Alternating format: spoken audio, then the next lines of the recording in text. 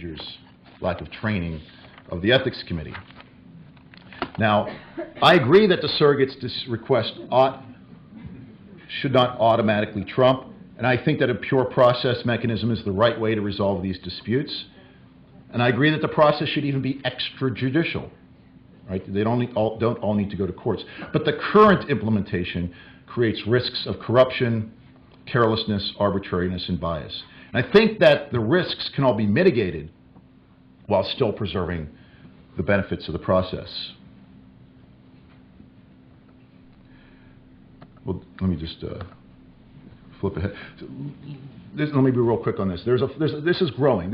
Conscientious rejection rights, widely discussed over the last few years, but largely in the reproductive healthcare context, not so much at the end-of-life context. But I think that might be changing. Generally, right, if you're not in a treatment relationship, a current treatment relationship, you can refuse for any reason whatsoever. Well, unless it violates the federal invidious discrimination statute, disability, race. But that's the general rule, right? Wide conscientious objection rights. If you're in an existing relationship, then generally you have to continue to treat until the treatment relationship is terminated. Right? You have to find an alternate provider. Sometimes you actually, the law requires that you give 30 days notice.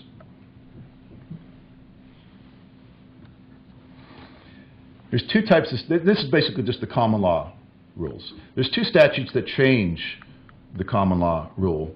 One is the Healthcare Decisions Act. We talked before about the Healthcare Decisions Act in terms of it gives you the professional reason that you can refuse to comply. It also gives many states conscience-based reason to refuse to comply. You may decline to comply for reasons of conscience. It's Delaware. And again, you get immunity if you want to use that provision. But many times, as in the common law, your right to refuse is limited because you have to continue to treat until you can transfer the patient to another provider. So basically, even though you have these conscience rights, if you want to refuse, you have to try to transfer. If you can't transfer, then you have to continue to comply. So sort of a limited conscience right. Some states actually do expand this a little bit. Like in California, you could have to provide continuing care until a transfer can be accomplished, or until it appears that a transfer cannot be accomplished. So you try to transfer. If you can't transfer, then you can just stop.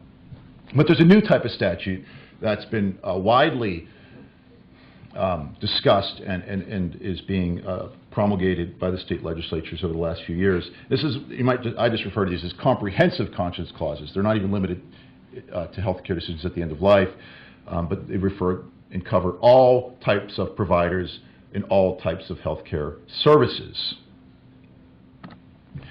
Right, so just Idaho, as an example, says, no healthcare professional shall be civilly, criminally, administratively liable for declining to provide healthcare services that violate his or her conscience.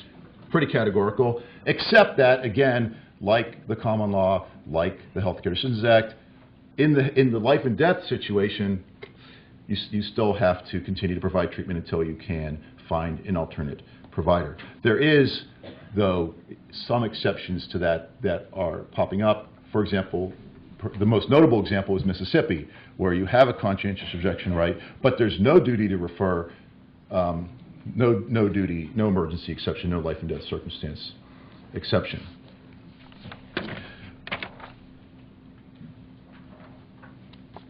So let me just look forward real quick here. In the early 1980s, it wasn't DNR, or the authority for DNR was not really well established.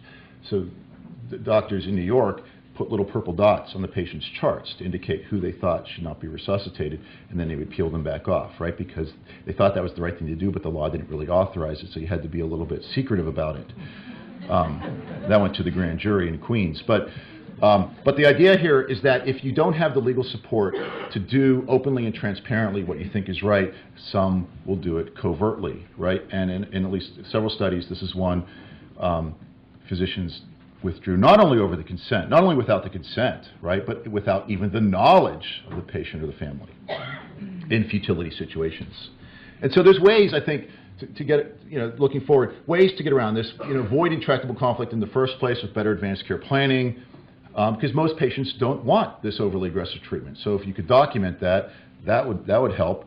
More ethics resources, they work. Consensus is reached most of the time. Maybe it can be reached even more of the time. And better communication by providers. Maybe it's time to at least adopt a handful of clinical practice guidelines that would make the existing safe harbors effective, right? This has been proposed for malpractice more broadly at the federal level and at many state levels, and just in the past week by Orszag, who's the White House budget director, right? More clinical practice guidelines, so if you comply with the guideline, you have immunity. What we also see is that, at least in the public health, or especially in the public health context, we're moving to more of a communitarian society, right? And that we recognize that we need to make balances between individual liberty and the good of the community.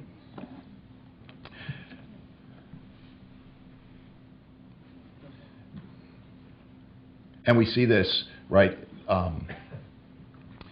So we may have, changes in financial reimbursement, right? Maybe higher copays and so forth for this type of treatment. I think we also have, along this line of public health, community versus individual liberty, restricting individual liberty for the good of the community. A lot of this thinking has been progressed not just in the public health context, but also in the context of crisis standards of care for emergencies, where we thought about triaging, ventilators, and so forth.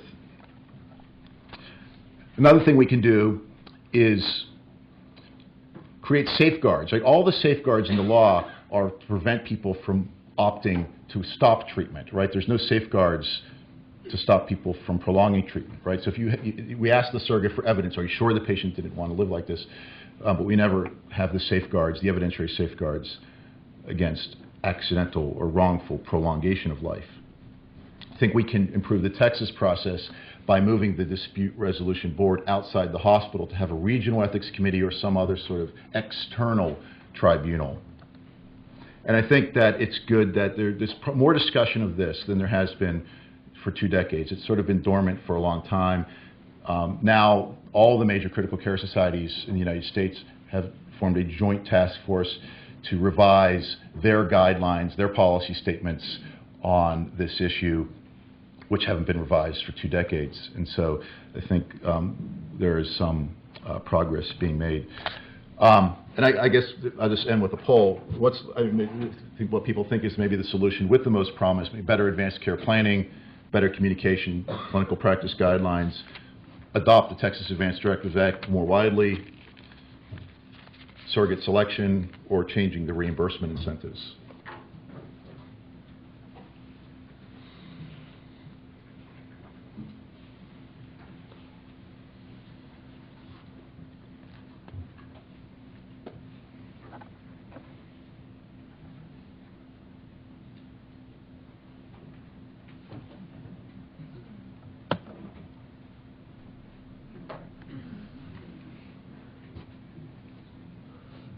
Okay, mostly better advanced care planning, better communication, followed by the others.